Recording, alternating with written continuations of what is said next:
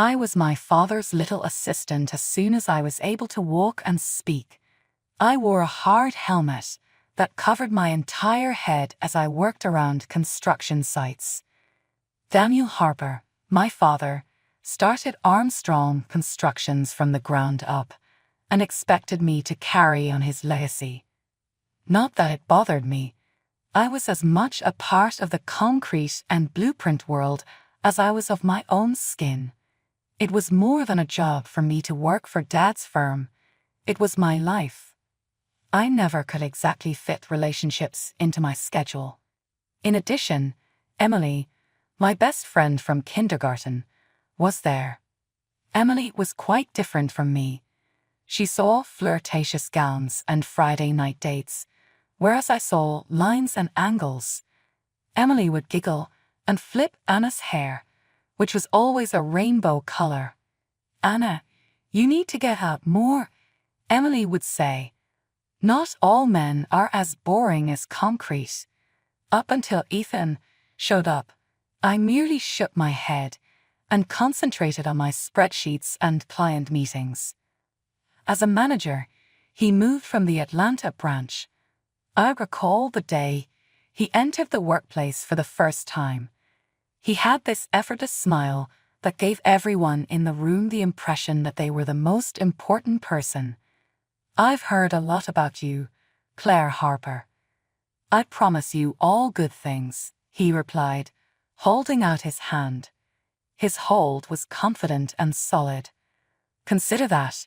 They lied if they told you I'm a pushover," I shot back, arching an eyebrow. He gave a real head-back chuckle. "I guess I'll have to find out for myself." His charisma had an immediate effect on me. Dinner dates emerged from coffee breaks. After-dinner conversations became late-night chats about everything and nothing. Emily dated males, but Ethan wasn't like them. He was tenacious but courteous, driven but sensible. How easily I fell in love with him was both invigorating and scary. It was just the two of us having a picnic in the park beneath the stars when he proposed. Nothing spectacular, simply a sincere declaration of love. When it comes to emotions, Anna, I'm not a guy of many words, but I know this. I want to live my entire life with you. Are you going to marry me? "Yes," I said without thinking twice. The choice was as clear-cut and firm as a skyscraper's foundation. With the exception of the knot in my stomach and the white rose bouquet quivering in my hands, the morning of my wedding seemed like any other day. Staring at my mirror, I whispered to myself, "Can't believe I'm doing this." The girl in the mirror appeared to be a bride because of her beautiful white outfit, but her eyes were wide as if she were going to jump off a cliff. Emily laughed and hurried into the room, carrying a bag of cosmetics. "Hey, you look like you're going to a funeral, not your own wedding," she taunted. "Let's add some color to those cheeks." I rolled my eyes, but I allowed her to apply paint and powder to my face. "Please, don't make me appear ridiculous. It's not the royal family, it's simply Ethan." With a chuckle, Emily deftly maneuvered brushes and pencils with her hands. "Trust me, by the time I'm done with you, Ethan's going to fall in love all over again." The event was a haze. With his arm resting steadily on mine, my father guided me down the aisle. Halfway down, he muttered, "You sure about this, kiddo?" I gave his arm a squeeze. "Yeah, Dad, I'm sure." With a confident and broad smile, Ethan was standing at the altar. It gave me stability and lightened my steps. The words I'd heard 100 times in movies and at friends' weddings were easy, but when I spoke them out loud, promising the guy in front of me forever, they felt different. Rachel, Ethan's sister, arrived with her 2 young children after the wedding and thanked me for turning her brother into the happiest man alive. She said, "I don't know how you did it, taming my wild brother," when we observed Ethan dancing with several of our nieces and nephews.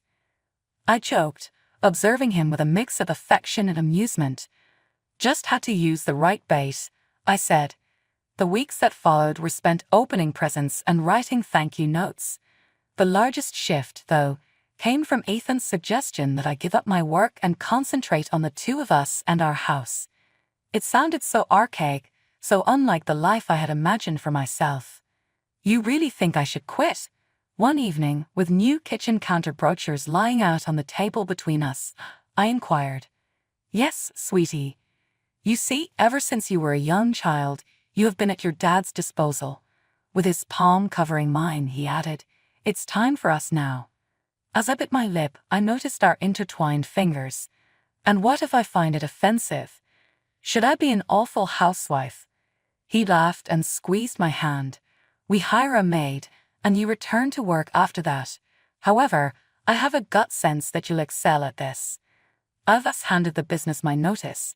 Dad was taken aback but gave his support. It was a sad last day at work. With a hopeless yet sorrowful heart, I packed away my desk. Ethan could have been correct. Perhaps it was time for a change of scenery. Ethan encircled me from behind when I was trying out a new supper dish that evening, undercooking the pasta and scorching the garlic. He kissed my cheek and lied, saying, "Smells good." I leaned back into him, exhilaration at the prospect of venturing into the unknown, but also the usual anxiety of change gnawing at me. I hoped that my new position as a housewife would seem as natural as my previous one did. "We'll see," I remarked. After 3 years of marriage, life had settled into a rhythm that was dependable, steady, and perhaps a little too quiet, like the ticking of the kitchen clock. Thanks to Dad, Ethan had received a significant promotion in the company. The salary was pretty excellent. We ought to have been ecstatic, choosing baby names and conjuring up hues for the nursery. However, the baby portion was, well, non-existent. I had visited physicians and undergone testing, and all of the results were normal. The doctor encouraged me to just give it time, with a comforting-looking grin. I thus waited, occupying my days with home renovation projects and making our house seem like something from a magazine. Emily made a shocking announcement at this time. She was expecting. Though I forced a grin on my face, I was shocked by the news. "Luce, it is incredible. Who's the father?" I asked, trying not to seem too serious. She shuffled nervously, averting my eyes. "Oh, you don't know him, just someone I met." She abruptly shifted the topic. "She gave birth to a son a few months later. I bought her a lovely present, a high-end baby bag that is both stylish and useful." "You're a lifesaver, Anna," she exclaimed, putting her son in her other arm and giving me a hug. Ethan began spending more weekends at his sister Rachel's house in the meanwhile. He claimed that because she was raising the children by herself, she needed assistance. He said, "I just want to make sure they're okay," one Friday while preparing a tiny overnight bag. I said, "Maybe I could come with you and help out a little." After all, Rachel was family, and I liked being the aunt. He waved his hand quickly and said, "No, no," dismissing my offer. "With the kids, there is a lot of pandemonium. I do not wish to involve you in it. I'll get by." I thus started purchasing small presents for the kids, games, novels, and activities to occupy their time. I would give over the toys and say, "Send these along with you." Ethan would thank me, smile, and go away. However, suspicions started to surface. At first, it was little things. The way he would look away from me when discussing his weekends, the hurried phone calls he would finish the moment I entered the room. I made the decision to discuss it with him one day. I practiced what I would say while I waited for him in the living room. My heart melted a little when he entered, but I persisted despite his exhausted appearance. "Ethan, are you certain Rachel and the kids are doing okay? Perhaps I might provide her a hand during the work week. You know, I have spare time," I urged, intently observing his response. He shook his head when he hesitated. "No, it's in control, like I promised. It's nothing to be concerned about."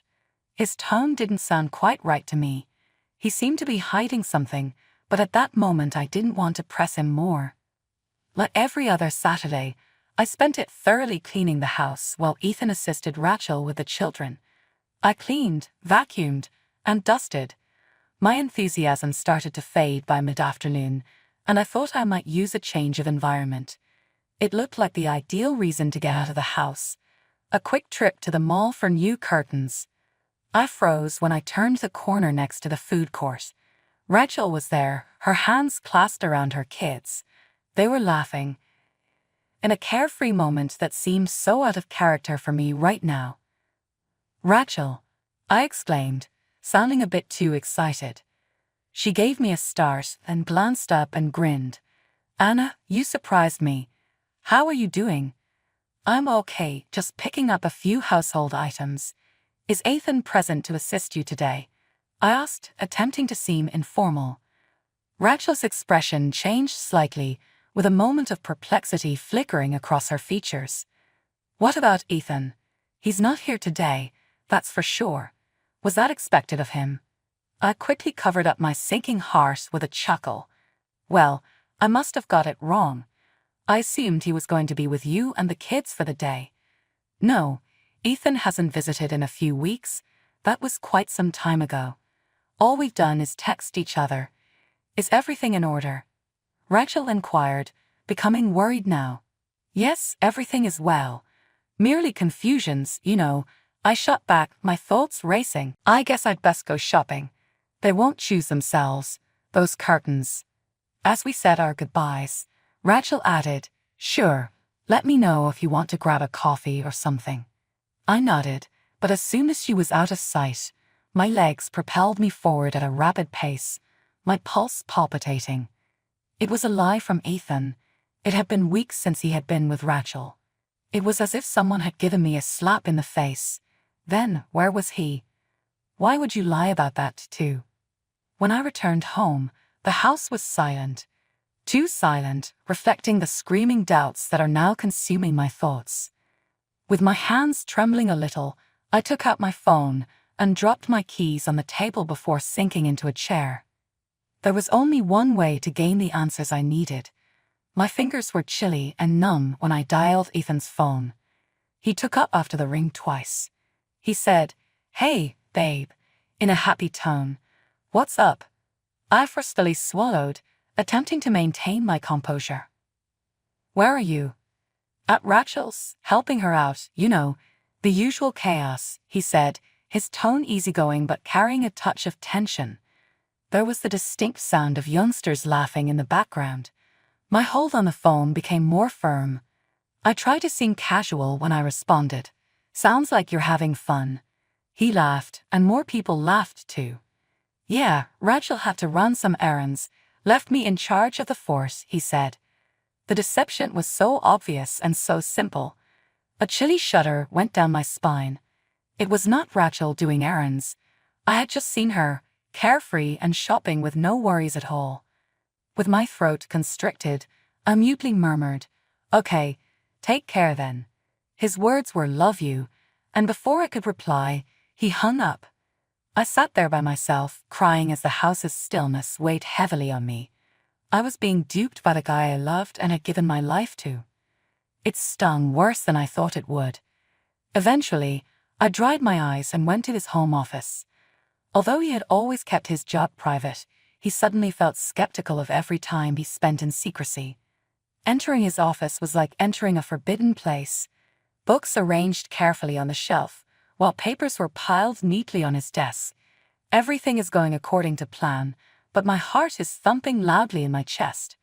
I thought I was seeking for proof, but I wasn't sure. A confession written hastily on a sticky note. I unlocked drawers and rummaged through documents as my hand trembled a little. Then I noticed it, a picture that made me gasp for breath, tucked inside a book on the shelf. At a picnic, Ethan, Emily, and her young son were all grinning. Emily was encircled by Ethan's arm, and they appeared content, overly joyful. The happiness you have when you are closer than just buddies. A chilly understanding swept over me. Now everything made a terrible sort of sense. The absences, the falsehoods. Still, I needed more than my assumptions and a picture. I couldn't address him until I had something solid. I phoned the detective service first thing on Monday, described the issue, and made a hiring. I informed the investigator, "I just need to know for sure." Despite his professional confidence, I couldn't shake the feeling that my heart was stuck in a vise. On Sunday night, Ethan came back, behaving as if nothing had changed. "Hi, sweetie. Rachel was really grateful for your assistance. He gave me a kiss on the cheek and remarked, "You're an angel for sending those gifts." I suppressed my inner distress by forcing a grin and keeping the dinner talk light. "Happy to assist," I said, maintaining my composure in the face of an inward scream. That week, I even had a phone conversation with Emily. She was talking about her son and setting up a coffee date, being her normal gregarious self. Hearing her voice and realizing that she may be the cause of my marriage's disintegration was bizarre. I gave Ethan a bag of gifts for the kids on Friday while he was packing for another weekend at his sister's. His supposed sister's. With a fragile smile, I continued, "Say hi to Rachel and the kids for me." The detective called after he was gone. "We must get together," he stated in a serious tone. "I have something you should see." We met at a park, an impartial setting where the sounds of dogs, barking and children laughing provided a sharp contrast to the ominous cloud looming over me. He gave me an envelope. There were pictures and a report with times, dates and locations in it. Together, Ethan and Emily are not simply cordial but also close. As I paged through the proof, my hands shook, every picture a knife to the chest. With an air of professionalism, the detective added, "I'm sorry, Mrs. Thompson," yet his eyes were compassionate. "If there's anything else we can do." I folded the envelope closed and shook my head. "No, it's more than enough." I started by packing all of Ethan's possessions. I carefully boxed up every clothing, every pair of shoes, and every remnant of him that remained in our common areas. Every fold served as a means of removing my agony. It was mechanical. I didn't just toss it away or put it by the door once everything was packed. I mailed everything to Emily's address. Allow her to handle the mess she contributed to making. I calmly and clearly gave the courier my instructions when I phoned. I then replaced the locks. Ethan would no longer be able to enter these doors unhindered, as though he hadn't destroyed our lives. This symbolic action has the effect of protecting my heart from future harm. I drove to my parents' house since the house now seemed more like mine than ours. When I informed my parents about the affair, the lies, and the deceit, they were astounded. Dad, who is normally so cool and collected, became clearly irate. "Anna, you must get a divorce from him." "No second chances," he declared sharply, making it clear that he was disappointed with Ethan. With a nod, my resolve began to take hold. I had already completed the divorce paperwork, with every line signing away my marriage. Towards dusk, my phone began to ring with messages, voicemails, and calls from Ethan. I disregarded each one of them. Attempting to communicate, Emily sent mixed messages of terror and bewilderment. I put my phone on silent since I wouldn't listen to their falsehoods or excuses. It was late in the evening when an automobile arrived. I stood outside the window and saw Ethan get out. He approached the front door and pressed the doorbell. Ethan looked at me with a confused and angry expression as I opened the door. "Why did you send Emily everything I owned, Anna? What is happening?" I was enraged by his pretense of ignorance. I grinned fiercely and icily. "How do you know that Emily has your belongings? You were meant to be at your sister's, right?" His face became pale as he recognized the trap he had fallen into. My dad moved forward, his strength palpable. Dad said, "I trusted you," in a loud voice. "I was going to make you my successor, and you repay me by cheating on my daughter." Ethan staggered back a little, as though the words were blows to his body. "I apologize. I erred in judgment. I promise it was meaningless." I sneered. "Is it meaningless? You damaged our union over a pointless matter." Ethan knelt down and said, "I didn't mean for any of this to happen. Please, Anna, I can fix this." With the divorce papers in my possession, I moved forward. I threw the papers toward him and said, "Here. I want you gone. From my life, from my house, and from my father's company." Ethan accepted the documents with trembling hands. His eyes were full of tears as he gazed up at me, but all I felt was a steely, icy resolve. Dad turned to face him, his last words piercing the strained atmosphere. You've lost your job, and my lawyer will be calling you soon. We will pursue reimbursement for every dollar you have spent." With a disappointed and crushed heart, Ethan gently stood up and went, leaving behind a future as shattered as the one he had left behind. I felt both anguish and comfort as I watched him depart. I had closed the chapter on Ethan in my life. My phone rang a few days after the altercation. The phone number seemed too familiar. Emily was the one.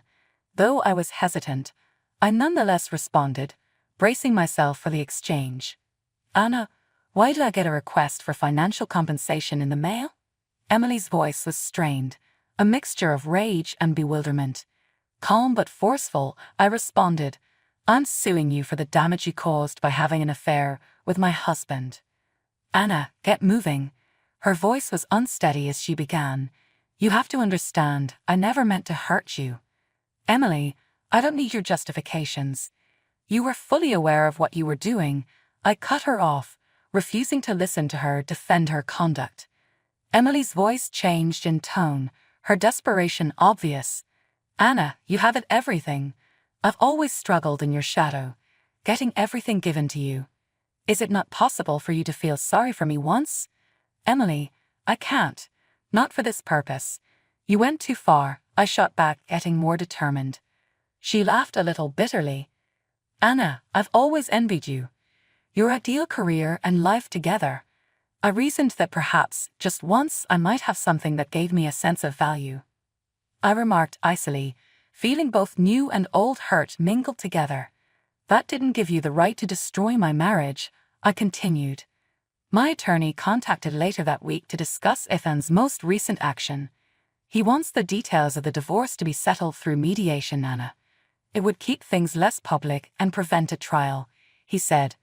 I gave it some thinking and said yes. On the day of the mediation, I entered the attorney's office with a firm gait, and my heart hidden behind a cold wall of resolve. Ethan was there already, looking tired yet regretful. It took me a while to accept it. Ethan's attorney presented their demands to us as we were seated. How little he believed he could get away with giving up was almost comical. That day, I met Ethan's gaze for the first time and responded, "No," simply. He'd also pay for the damage caused, and he will renounce any claims to my father's company and my properties. Ethan finally consented after hours of discussion, prodded along by his attorney. He would pay my legal fees against Emily and make up the money I lost due to her deception. Additionally, he legally relinquished any claim to any property owned by my family. My shoulders felt lighter when the last documents were signed. Ethan needed to acknowledge and experience culpability. The money did not make up for the betrayal. As we said our goodbyes, I murmured, "I hope you find what you're looking for, Ethan," not knowing if I meant it or not. "I apologize, Anna." "Really?" he said in a quiet voice. A few months have passed since my divorce was finalized. Through rumors, I learned that Ethan swiftly remarried. To Emily, of all people. But that marriage didn't last long since he soon discovered her son wasn't his. As it happens, Emily's decision to wrap her web around Ethan was made while she was already pregnant. She is currently having difficulty raising the child alone and is working hard to make ends meet. Ethan's career never fully recovered. He moves about, taking jobs wherever he finds them. When I last heard, he was working at some low-end jobs, nothing like the life we had dreamed of. In my case, I gave my task my all. As usual, I arrived at the workplace early one crisp morning, first to go. At that moment, my dad entered the empty corridor, his footsteps resonating. "Good morning, Anna," he said, his voice cutting through my tired reverie. I said, "Morning, Dad," as I minimized the spreadsheets that were shown. "What brings you in so early?" With a stern expression on his face, it was evident that he meant business as he approached my desk. "I've been thinking," he said as he leaned on my desk's edge. "It's high time we had a conversation about growing the company. You seem prepared to assume greater responsibilities, in my opinion." I waited to let his words sink in. "Are you certain? It's a significant move." "Anna, I've never felt more certain about anything. You have a keen business sense. It's time you put it to use leading our business into new frontiers, he declared with assurance. I gave a nod, feeling the weight of his confidence in me falling on my shoulders. Dad, I'll do my hardest. You may count on me to do so. I am aware. That's the reason I'm recommending it. He smiled in response before turning to go out the door. Oh, and the next week is a community charity event. You should head it, please. Demonstrate the Armstrongs' true nature to them. The next several days passed in a whirl of activity. The most of my time was spent organizing the charity event, but it was a fun diversion. It had nothing to do with my broken marriage, but it offered me a direction and a feeling of purpose. I experienced a rush of pride the evening of the event as I stood at the stage and observed the gathering of well-known individuals. I had arranged for this, gathered these individuals for a worthy purpose. This was the result of my own perseverance, not that of anyone else. As people spoke and complimented me on a well-run event after the speeches, I noticed that I was beginning to feel like myself again. The divorce, the betrayal, all of it was now in the past. It did not define me, but it did mold me.